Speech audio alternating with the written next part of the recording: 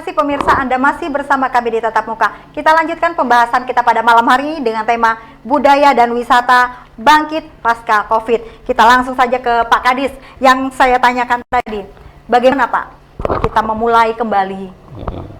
Orang bilang revival.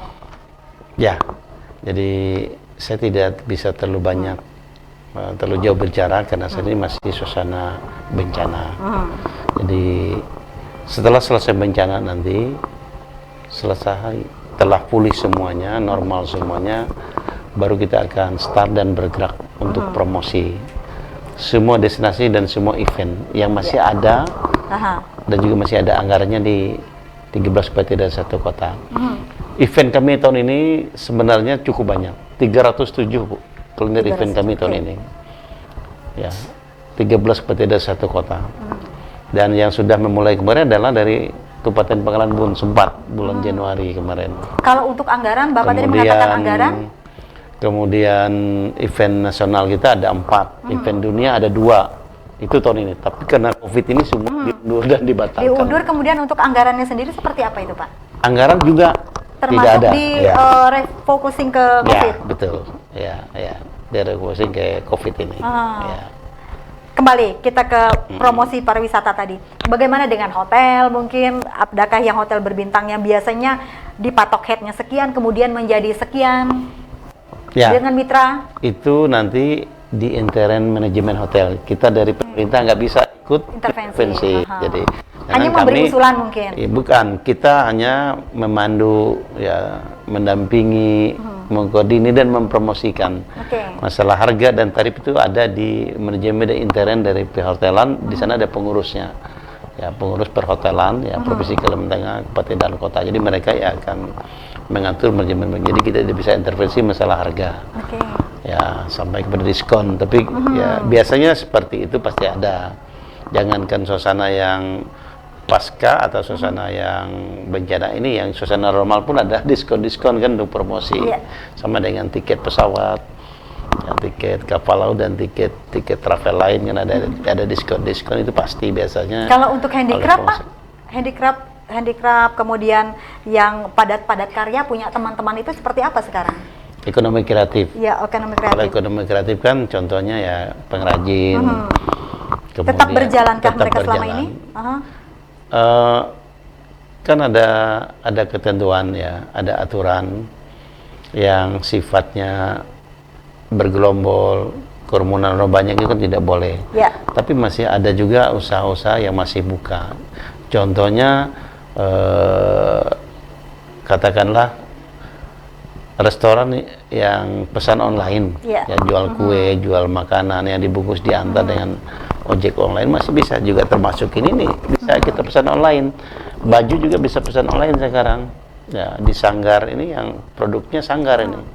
Pengrajin kita batik bisa pesan online. Lawung bisa pesan online sekarang.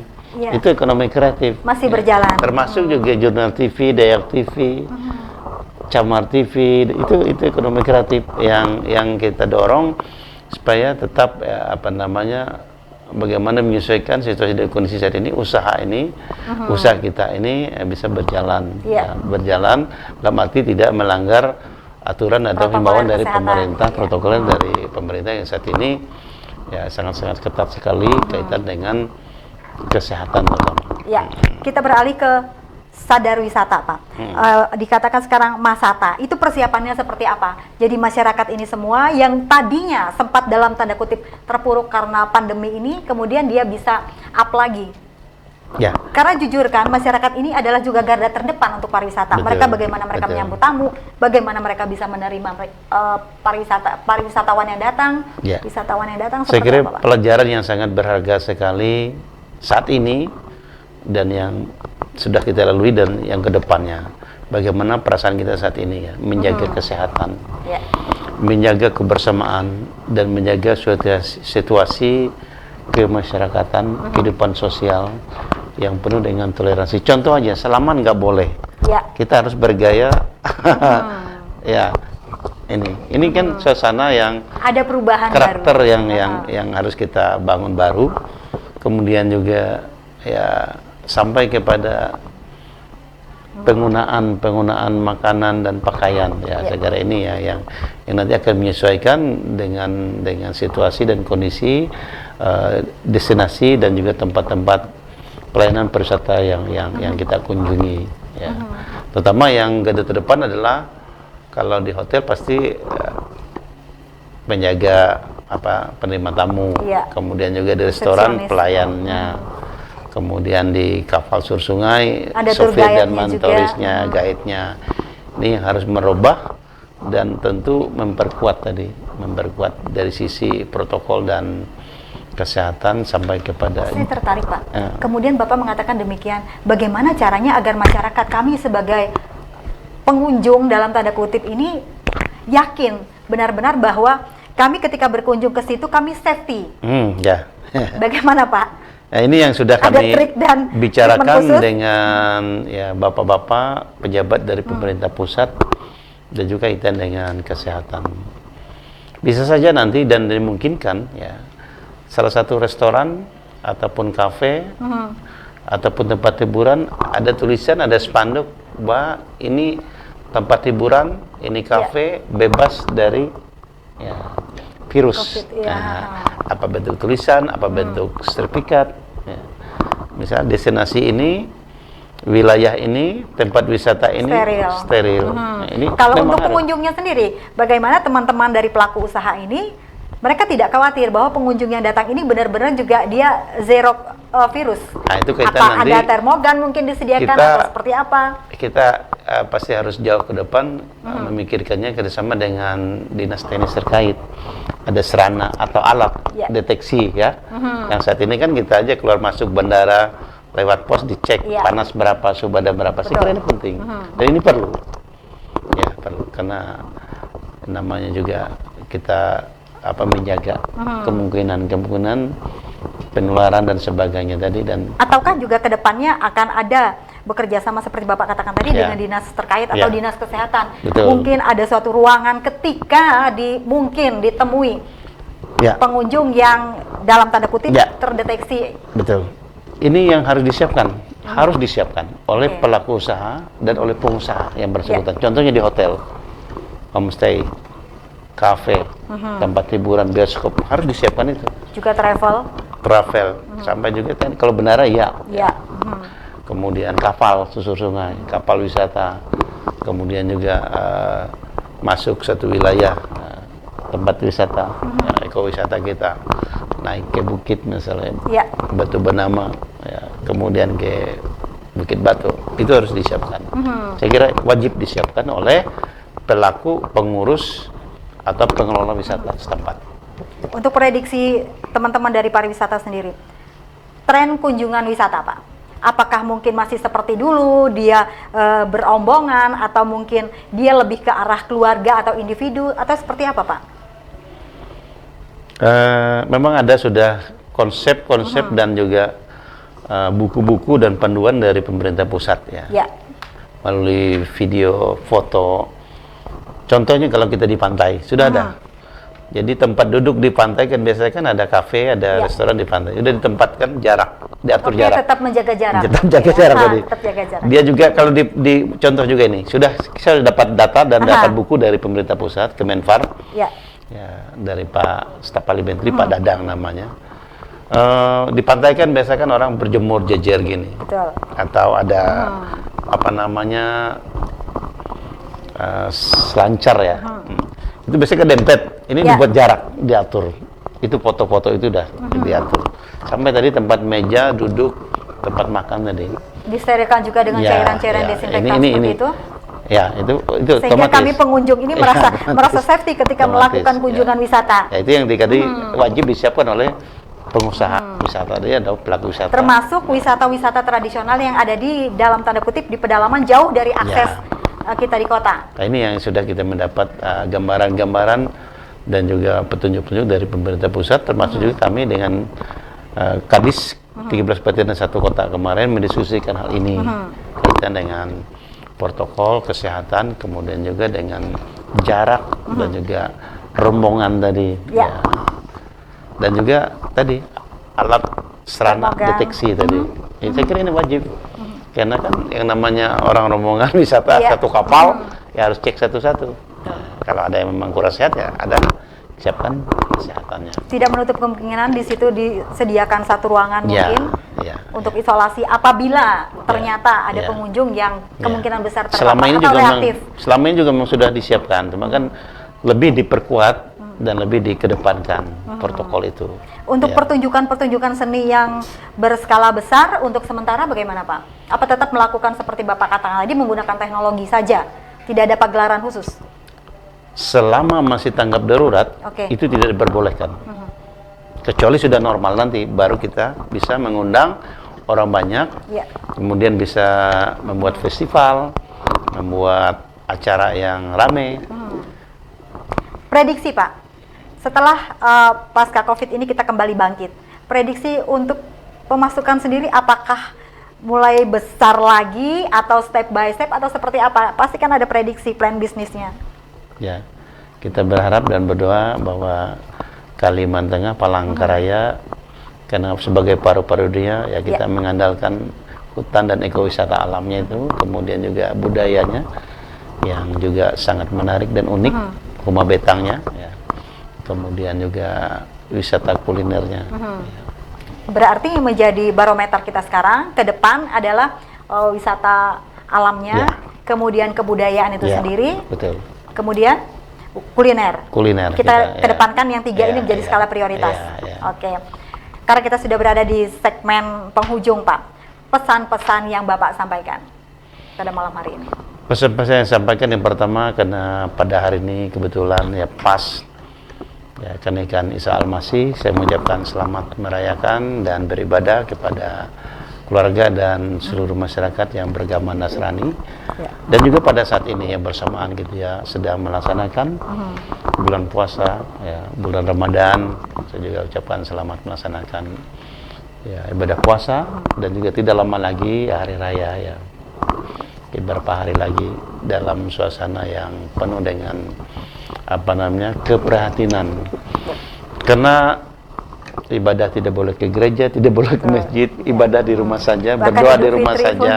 dianjurkan. Dan ini bagian dari budaya yang harus kita kondisikan dengan situasi dan kondisi Palangkaraya, Kalimantan Tengah. Tentunya budaya kita tadi.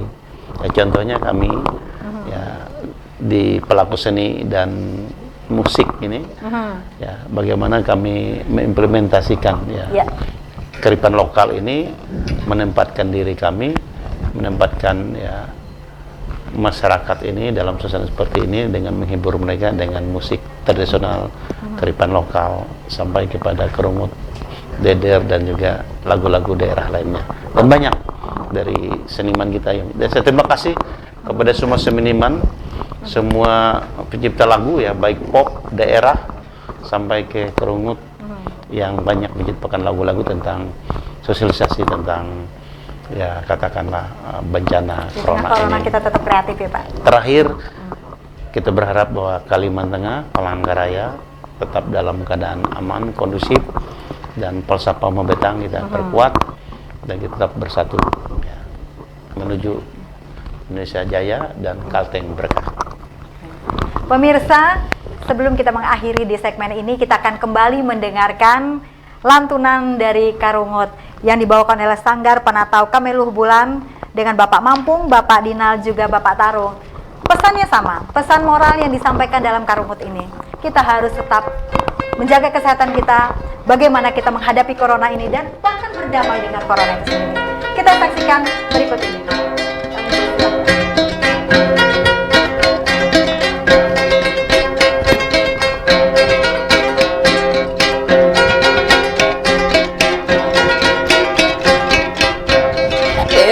Corona JPA tutu dia tahu nanyungkan ngawang aju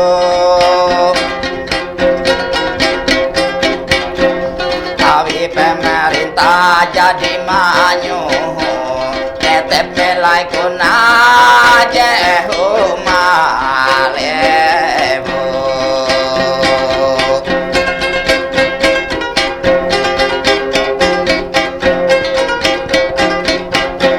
haram nang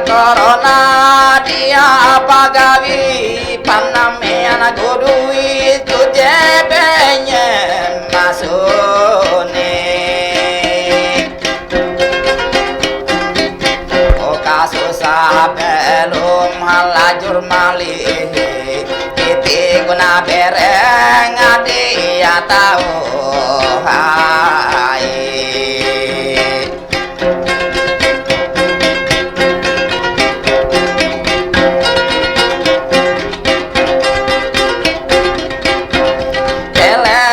ita sama berdoa corona jetu capatani hau balua umangata lalu sepasti pala budaya dinas kebudayaan pihak penyelenggara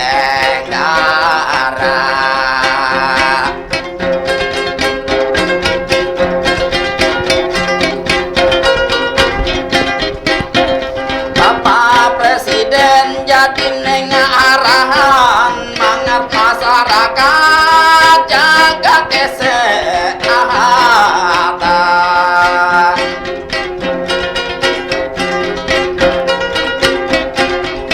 umang orang ngayampin karet pertemuan mangat virus dia tahu ku paham orang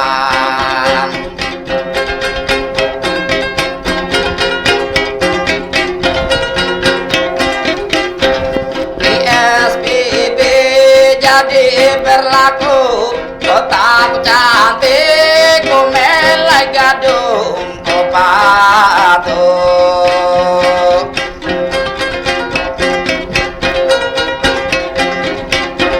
keleku manumun nau jehelu mangat virus dia tahu ku pakai mbang maju-maju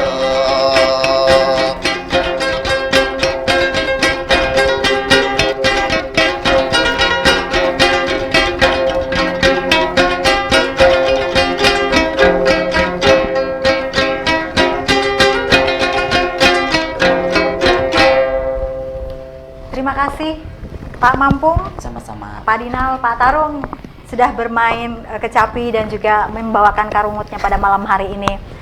Pemirsa, pariwisata pun mengalami yang namanya era baru. Selain pelayanan kesehatan, keamanan dan pelayanan wisata tetap dikedepankan dan kita tetap memperhatikan protokoler kesehatan.